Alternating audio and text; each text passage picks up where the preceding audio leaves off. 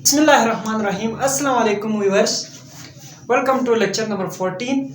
आज lecture number 14 में हम डिस्कस करेंगे Himalayan wildlife foundation.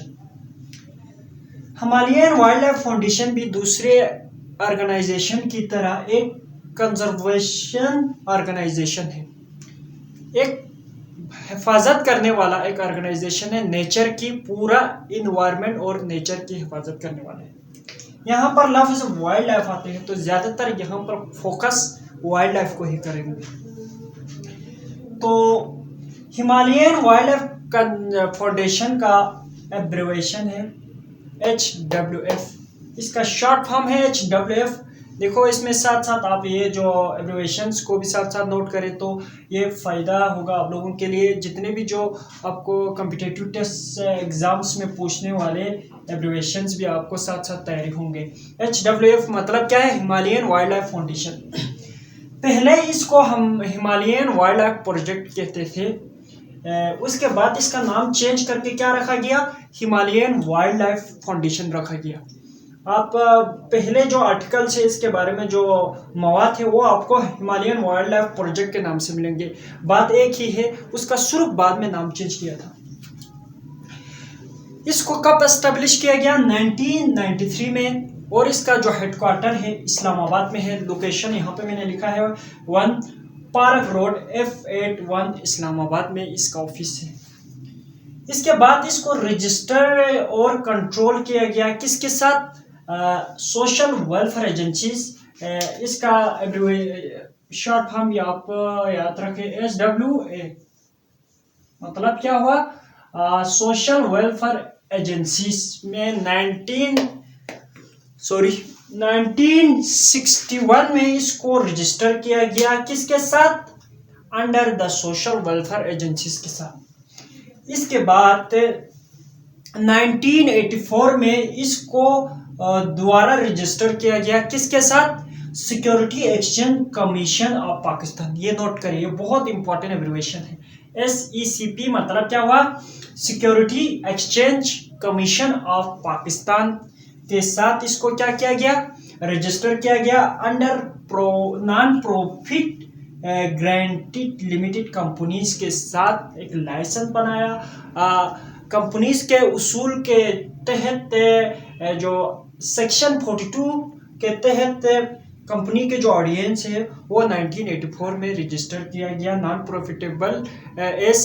Profitable companies के तौर पर security exchange commission of Pakistan के साथ इसको रजिस्टर किया गया। कब? 1984 में।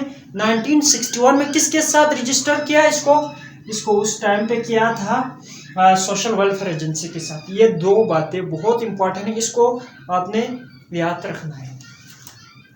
ये तो हो गया, ये रजिस्टर किया। इसका थोड़ा बैकग्राउंड के बारे में, किसी भी इंटरनेशनल ऑर्गेनाइजेशन या के बारे में आप पढ़ रहे हो तो उसका सबसे पहले बैकग्राउंड एंड ऑब्जेक्टिव, यही 2-3 बातें आप याद रखना होंगे। आपको जितने भी जो कॉम्पिटिटिव एग्जाम में यही सवाल पूछे जाएंगे। उसके बाद अगर हम बात करें तो इसकी 50% वर्किंग प्राइमरीली यहाँ पर 50 बंदे काम करेंगे for the conservation of wildlife, nature and cultural heritage.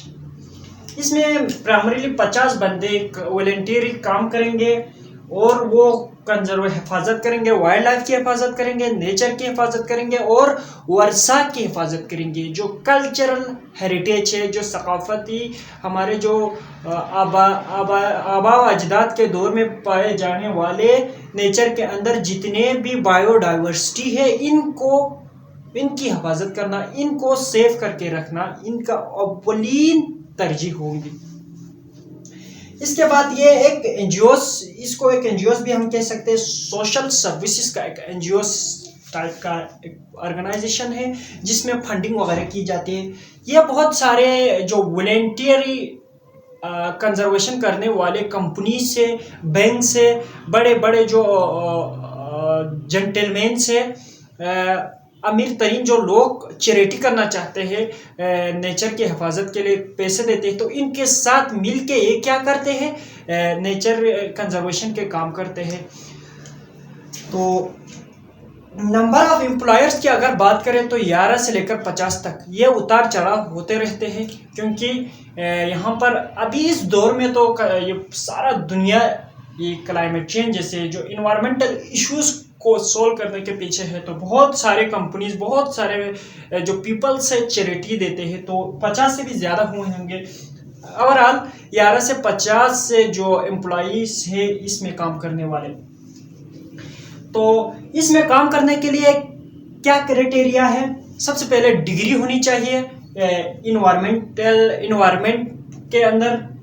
उसके बाद एग्रीकल्चर में भी अगर इसका डिग्री हुआ तो ठीक है। उसके बाद वाइल्ड लाइफ में डिग्री होनी चाहिए, फॉरेस्ट्री में डिग्री होनी चाहिए, फिशरीज में इसका डिग्री हुआ तो ये इधर काम कर सकते हैं। उसके बाद at least 5 year experience in related field, अपना जो रिलेटेड फील्ड में कम से कम 5 साल की एक्सपीरियंस चाहिए हिमालयन वाइल्ड लाइफ फाउंडेशन में काम करने के लिए। उसके बाद 30 सितंबर 2020 को फीमेल को भी एनकरेज किया गया और लड़कियां भी इसमें फॉर्म भराने का इनको क्या किया इजाज़त दिए गई। और भी 30 सितंबर से यहाँ पर लड़कियां भी अप्लाई करना शुरू किया, जितने भी जो फीमेल्स, उससे पहले सारे मेल्स ही अप्लाई करते थे। 30 सितंबर 2020 में यहाँ पर फीमेल को भी ऐड किया गया इस ऑर्गेनाइजेशन में। इनका जो मेनली फोकस किस चीज पे होता है? On the conservation of biodiversity की कंजर्वेशन पे फोकस होता है। उसके बाद बायोडाइवर्सिटी में देखो वाइल्ड लाइफ हो गया, डोमेस्टिक हो गया, प्लांट्स हो गया, हार्प शार्प ट्रीज, सब कुछ इसी बायोडाइवर्सिटी के अंदर आता है, ये तो आप लोगों को पता होंगे।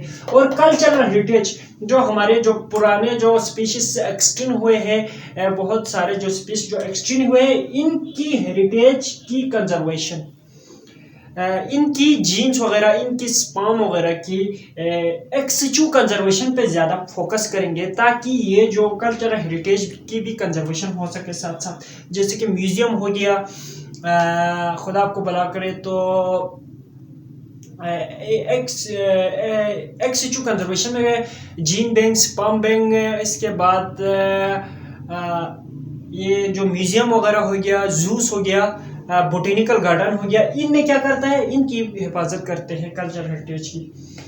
उसके बाद अगर हम बात करें तो ये जो ऑर्गेनाइजेशन है इसने हिमालयास में बहुत सारे प्रोटेक्टेड एरियाज की कंजर्वेशन की और उसको मैनेज किया सही तरीके से। इसमें कौन कौन से प्रोटेक्टेड एरियाज में मैनेज किया?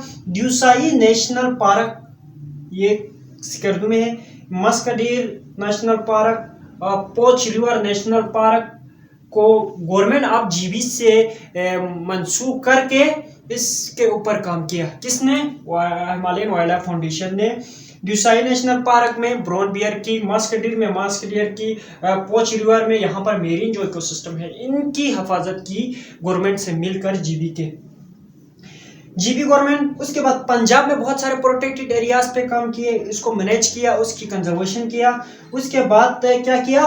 फेडरल कैपिटल टेरिटरी, जिसमें इस जो कंजर्वेशन को डेवलप करने के लिए, इसको पावरफुल बनाने के लिए इन्होंने क्या किया? जीबी के अंदर, नॉर्दर्न एरिया के अंदर 3-4 नेशनल पार्क, इसके बाद प्रोटेक्टेड एरिया बहुत सारे सीसीचे बनाए, रिजर्व एरिया बनाए, गेम रिजर्व बनाए, जो नेशनल पार्क वगैरह बना के यहाँ पर क्या किया? नेचर और वाइल्ड लाइफ की हिफाजत की।